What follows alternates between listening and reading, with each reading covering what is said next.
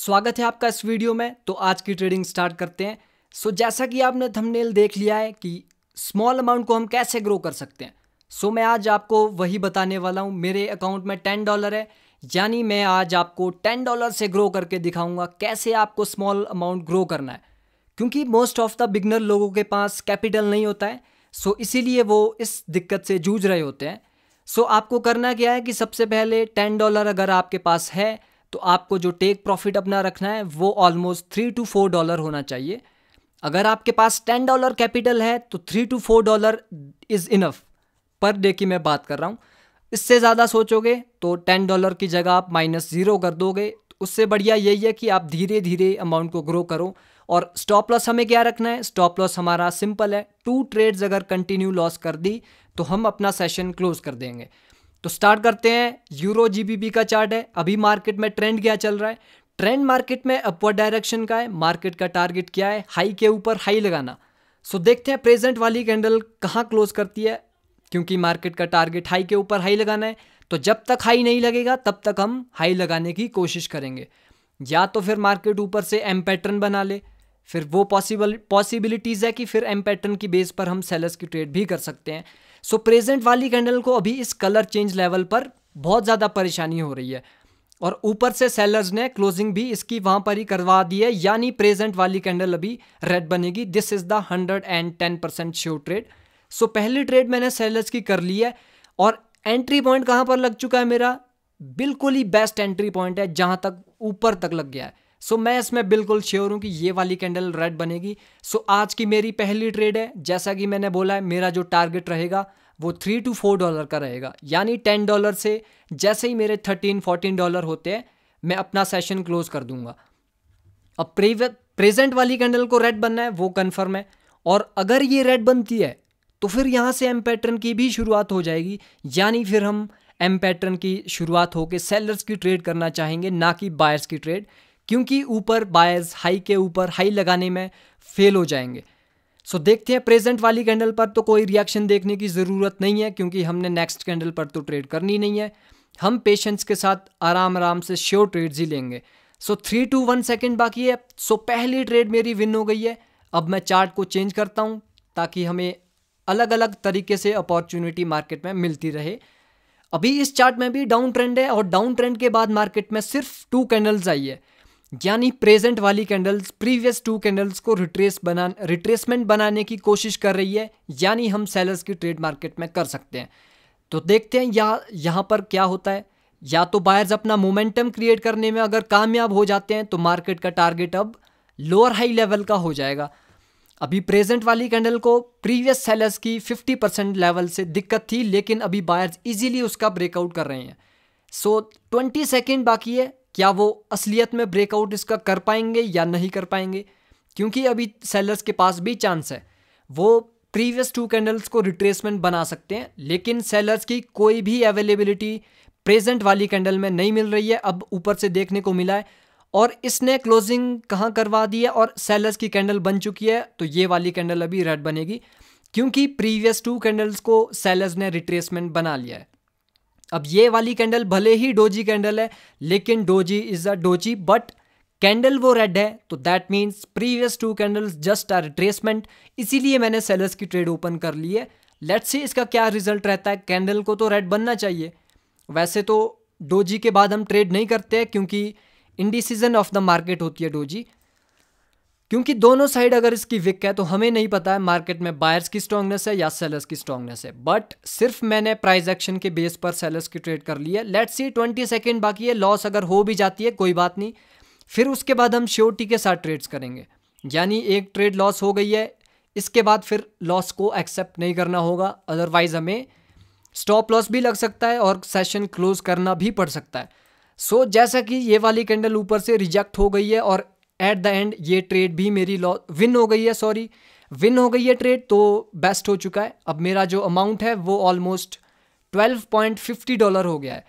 यानी अब मुझे सिंपल सी बात है 2 ट्रेड्स और करनी है विन, और मैं अपना सेशन क्लोज कर दूंगा। मेरा टेक प्रॉफिट हिट हो जाएगा और मैं अपना सेशन को क्लोज करके फिर नेक्स्ट डे करूंगा इसको। तो ऐसे ही धीरे धीरे हमें अमाउंट को ग्रो करना है। कैट JPY को देखते हैं। अब अभी इस वाले चार्ट में क्या स्टोरी बन रही है, रिट्रेसमेंट तो प्रीवियस 2 कैंडल्स को बना दिया है, लेकिन सेलर्स की वीकनेस है। वीकनेस क्यों है? क्योंकि वो प्रीवियस कैंडल के विक के अंदर ही क्लोज हो चुके हैं, तो वीकनेस तो हमें साफ साफ दिख रही है। और प्रेजेंट वाली कैंडल अभी जो प्रीवियसली एक सेलर्स की कैंडल है उसके 50% से भी रिजेक्ट हो रही है, यानी बायर्स उस लेवल का ब्रेकआउट करने में ऑलमोस्ट 3 टाइम्स फेल हो चुके हैं। सो प्रेजेंट वाली कैंडल भी अगर इस पॉइंट के नीचे ही क्लोज करती है तो पॉसिबिलिटीज़ है कि नेक्स्ट कैंडल भी रेड बन सकती है। और इसने क्लोजिंग उसके ही नीचे कर दी है, पर मुझे एंट्री ऊपर से चाहिए, तो मैं सेलर्स की ट्रेड यहाँ पर डेफिनेटली कर सकता हूँ। अब देखते हैं, मेरे पास 30 सेकंड तक है इसमें ट्रेड करने की इजाज़त है, क्योंकि 30 सेकंड से पहले हम ट्रेड कर सकते हैं, तो हमारी इसी कैंडल पर वो ट्रेड रहेगी। अगर 30 सेकंड निकल चुके हैं तो वो हमारी ट्रेड नेक्स्ट मिनट पर चली जाएगी। थोड़ा ऊपर चली जाए तो मैं सेलर्स की ट्रेड कर लूँगा। अभी 3-2 सेकंड बाकी है, सो ये ऊपर नहीं जा रही है तो अनफॉर्चुनेटली मुझे यहाँ पर ही ट्रेड करनी होगी। अब ये विन होगी तो फिर बाय लक ही विन हो सकती है, लेकिन जहाँ तक मेरी एनालाइजेशन है उस हिसाब से कैंडल को रेड बनना चाहिए। बट मैं आपको रिकमेंड नहीं करूँगा कि आप ऐसे ट्रेड करो बीच में, क्योंकि आपके पास $10 है सिर्फ। अब मेरे पास बैकअप अमाउंट है तो मैं रिस्क ले सकता हूँ ऐसे, लेकिन आप लोगों के पास अगर बैकअप अमाउंट नहीं है, सो अगर आपके हाथ से वो अपॉर्चुनिटी निकल चुकी है तो आपको कोई ज़रूरत नहीं है वहाँ पर ट्रेड करने की। मार्केट में इनफ अपॉर्चुनिटीज़ आगे आपको मिल सकती है, सो ऐसा बिल्कुल भी नहीं करना है। मैंने ट्रेड कर लिया है, लेकिन मेरे पास कैपिटल है पीछे, इसलिए मैं ट्रेड कर रहा हूँ। सो $13.30 का मुझे प्रॉफिट हो गया है, यानी अब मैं एक ट्रेड करूँगा, अगर मैं एक ट्रेड करूँगा मुझे ऑलमोस्ट 0.80 का रिटर्न मिल जाएगा, यानी मेरे अकाउंट में 14.20 कुछ बैलेंस हो जाएगा। जितना भी होगा 14 हो जाएगा तो मैं अपना क्लोजिंग कर दूंगा सेशन। सो यूरो जेपीवाई का चार्ट है। यूरो जेपीवाई के चार्ट में ट्रेंड अभी हमारे पास अपवर्ड डायरेक्शन का है। अभी मार्केट में क्या हुआ है, ऊपर से इवनिंग स्टार की फॉर्मेशन की शुरुआत हुई है, यानी प्रेजेंट वाली कैंडल को इवनिंग स्टार के की लेवल्स के ब्रेकआउट करने होंगे, और जो कि वो कर भी रही है कैंडल। जो आपको नीचे के 2 की लेवल्स दिख रहे हैं, देखते हैं क्या वो उसका असलियत में ब्रेकआउट कर पाएंगे या नहीं कर पाएंगे। अभी 5 सेकंड बाकी है, उसके बाद ही कहा जा सकता है कि नेक्स्ट कैंडल क्या बनेगी। तो इसने तो इसके ऊपर ही क्लोजिंग, एग्जैक्ट वहाँ पर ही क्लोजिंग कर दी है। अगर मुझे ऊपर से एंट्री मिलती है तो मैं सेलर्स की ट्रेड यहाँ से डेफिनेटली कर सकता हूँ, क्योंकि बायर्स तो टास्क को कंप्लीट करने में ही फेल हो चुके हैं। तो बायर्स टास्क करने में फेल हो चुके हैं तो सेलर्स तो मार्केट में आ ही सकते हैं। ये पैटर्न ऊपर से बनाया किसने? ये सेलर्स ने ही पैटर्न बनाया है, ताकि सेलर्स मार्केट में नीचे जा पाएं। और एंट्री मिल चुकी है, मैंने सेलर्स की ट्रेड भी कर ली है। सो लेट्स सी अब इसका रिजल्ट भी क्या रहता है, क्योंकि बायर्स की वीकनेस है वहाँ पर, वो इवनिंग स्टार के की लेवल का ही ब्रेकआउट नहीं कर पा रहे हैं। दैट मीन्स कि बायर्स वीक है, सेलर्स वहाँ पर आने चाहिए, इसलिए मैंने वो सेलर्स की ट्रेड कर ली है। तो देखते हैं अभी कहाँ पर क्लोजिंग करती है। एंट्री भी इसमें मिली है तो कैंडल को रेड बनना चाहिए। 10 सेकंड बाकी रह चुके हैं, उसके बाद ही बोल सकते हैं कि कैंडल क्या बनेगी, क्या वो विन होगी या लॉस होगी। सो अभी तो ये वाली कैंडल कुछ वहाँ पर ही स्ट्रगल कर रही है। सो आज की मेरी पहली ट्रेड लॉस हो चुकी है, क्योंकि इस कैंडल को बनना रेड ही था, लेकिन फिर भी वो ग्रीन बन गई। तो यहाँ पर कुछ स्टोरी अलग बन रही है, क्योंकि इस ग्रीन कैंडल ने तो हमें बायर्स की वीकनेस शो की थी, और ये वाली ग्रीन कैंडल कुछ और ही बता रही है। तो ऐसा होता है मार्केट में, लेकिन कोई बात नहीं, हमारे पास नॉलेज है तो ये भी सारा रिकवर होगा। टारगेट तो कंप्लीट करके जाएंगे मार्केट से, ठीक है। सो अभी देखते हैं, यहाँ पर भी मॉर्निंग स्टार की शुरुआत हो गई है, यानी मॉर्निंग स्टार की शुरुआत वो भी हायर लो लेवल पर। दैट मीन्स मार्केट का टारगेट अब ऊपर की ओर क्लियर हो चुका है। मार्केट जाएगी हाई के ऊपर हाई लगाने। बस प्रेजेंट वाली कैंडल का देखते हैं अब क्या रिएक्शन रहता है। अगर वो सेलर्स इस मॉर्निंग स्टार के की लेवल को ब्रेकआउट करने में कामयाब हो जाते हैं तो वो सेलर्स की भी स्ट्रांगनेस होगी, और हम सेलर्स के बारे में भी फिर सोच सकते हैं। सो 10-9-8 सेकेंड बाकी है। मॉर्निंग स्टार के वो की लेवल का भी ब्रेकआउट कर रहे हैं सेलर्स, तो देखते हैं क्लोजिंग कहाँ पर होती है। सो इसने तो हायर लो लेवल का ही ब्रेकआउट कर दिया है। सो चार्ट को चेंज करना ही बेस्ट रहेगा। यूरो जीबीपी का चार्ट ले लिया है। इस चार्ट में क्या चल रहा है, मार्केट में ऊपर से ट्रेंड अप है, और एम पैटर्न के बाद सेलर्स ने कंटिन्यूएशन भी दिया है, लेकिन प्रेजेंट वाली कैंडल अचानक ही नीचे से रिजेक्ट हो गई है। बायर्स की कैंडल वो बन रही है। इसके बाद फिर देखते हैं कहाँ की ट्रेड करनी है हमें। अभी प्रेजेंट वाली कैंडल यहाँ पर रिएक्ट कर रही है, यानी इस रेड कैंडल की अपर विक, वहाँ पर ऑलमोस्ट 3 कैंडल्स की विक है, वहाँ पर वो रिएक्ट कर रही है, यानी हम नेक्स्ट कैंडल पर सेलर्स की ट्रेड कर सकते हैं। बस वो एग्जैक्ट क्लोजिंग अगर यहाँ पर कर दें, क्योंकि वो एक स्ट्रॉन्ग लेवल है, बायर्स उस लेवल को ब्रेकआउट करने में 4 बार फेल हो चुके हैं, तो इस बात की कोई गारंटी नहीं है मार्केट में कि नेक्स्ट कैंडल उसका ब्रेकआउट कर लेगी। लेकिन प्रेजेंट वाली कैंडल अगर उसका ब्रेकआउट कर रही है तो वो डेफिनेटली बायर्स की भी स्ट्रांगनेस होगी। प्रेजेंट वाली कैंडल की क्लोजिंग देखते हैं कहाँ पर होती है, तो इस वाली कैंडल ने फेक ब्रेकआउट कर दिया है 50% ऑफ प्रीवियसली एक स्ट्रॉन्ग रेड कैंडल है, इसीलिए मैंने सेलर्स की ट्रेड ओपन कर ली है। तो ट्रेड मेरी पता नहीं यहाँ पर लेट ओपन हो गई है, पर कैंडल को रेड बनना चाहिए। वैसे मैंने ओपनिंग से वो ट्रेड ली थी, लेकिन वो नीचे लग गई ट्रेड, पता नहीं कैसे लग गई, पर कोई बात नहीं। ट्रेड तो मेरी श्योर है कि रेड बनेगी, लेकिन क्योंकि एंट्री पॉइंट उसमें गलत लग गया है, तो अगर छोटी मोटी वो रेड बनी तो मेरी ट्रेड हो सकता है लॉस भी हो जाए या एटीएम वगैरह कुछ भी हो सकती है। वैसे प्रेजेंट वाली कैंडल को रेड ही बनना है, क्यों? क्योंकि इस ग्रीन कैंडल ने स्ट्रॉन्ग, जो आपको पीछे सेलर्स की कैंडल दिख रही है, उसके 50% का फेक ब्रेकआउट किया है, यानी फेक ब्रेकआउट के बाद ऑपोजिट डायरेक्शन की कैंडल हमें देखने को मिल सकती है, इसीलिए मैंने वो सेलर्स की ट्रेड की है। सो ये वाली ट्रेड भी मेरी विन हो गई है। दैट मीन्स कि अब मैं लास्ट ट्रेड करने वाला हूँ। पीछे भी मैं लास्ट ट्रेड करना चाहता था, लेकिन मेरी ट्रेड लॉस हो गई थी, इसी चक्कर में फिर एक ट्रेड और एक्स्ट्रा करनी पड़ी। कोई बात नहीं, नॉलेज अगर आपके पास है, अपॉर्चुनिटीज़ आपको बहुत ज़्यादा मिलेगी, उस बात पे आपको कोई भी गौर करने की ज़रूरत नहीं है।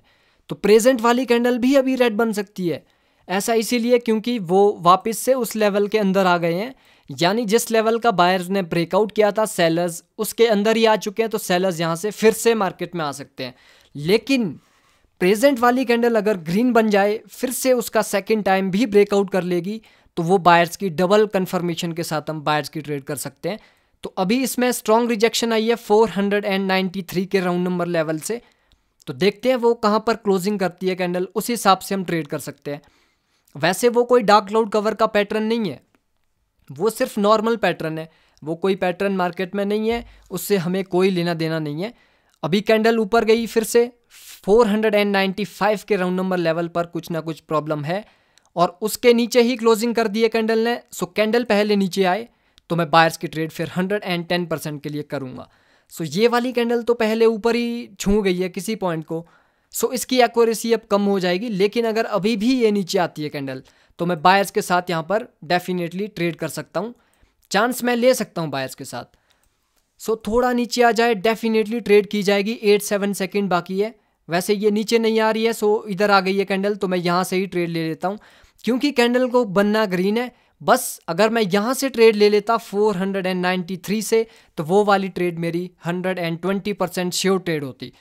वैसे कैंडल को तो ग्रीन बनना ही है, लेकिन अब कितनी बड़ी वो बनेगी, कहाँ तक बनेगी, इस बात की कोई गारंटी नहीं है। अब ये कैंडल ऊपर से रिजेक्ट होके सेलर्स की बन चुकी है, यानी ये वाली ट्रेड भी मेरी लॉस हो गई है।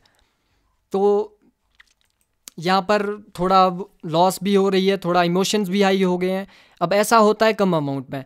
अब ये वाली कैंडल में मैं बिल्कुल श्योर था कि वो ग्रीन ही बननी थी, पर वो तब श्योर थी अगर कैंडल नीचे आती पहले। वो कैंडल ही पहले ऊपर जा चुकी है, तो ये वाली कैंडल अभी रेड बन चुकी है, यानी ये ट्रेड भी मेरी लॉस हो गई है।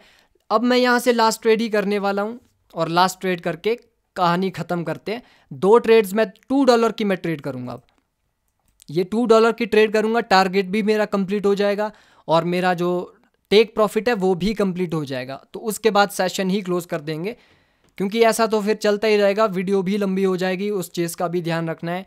सो अभी प्रेजेंट वाली कैंडल तो बायर्स गैप अप हुआ है इसमें, यानी इसने इंगल्फिंग के की लेवल को स्किप किया है, तो प्रेजेंट वाली कैंडल तो ग्रीन बन सकती है। देखते हैं कहाँ क्लोजिंग करती है वो कैंडल।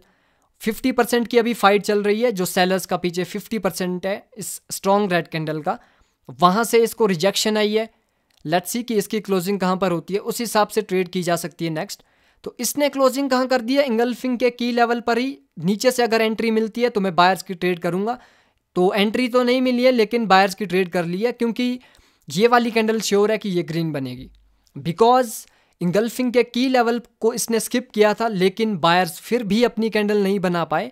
लेकिन सेलर्स को तो इसका ब्रेकआउट करना था ना नीचे को, फिर तो यहाँ पर देखते ही देखते सेलर्स की वीकनेस मुझे दिख रही है और बायर्स की स्ट्रांगनेस के साथ मैंने ट्रेड कर ली है। सो सेलर्स की पोजीशन अभी ऊपर है, कहाँ पर है, इस रेड कैंडल की अपर विक पर। तो उसमें अभी काफ़ी गैप है, उसको विदाउट एनी टच करके प्रेजेंट वाली कैंडल रेड नहीं बन सकती है। ये वाली कंफर्मेशन ट्रेड है कि ये ग्रीन बनेगी और मैं इस ट्रेड के बाद अपना सेशन भी क्लोज कर दूंगा। तो लेट्स सी, 15 सेकेंड बाकी है।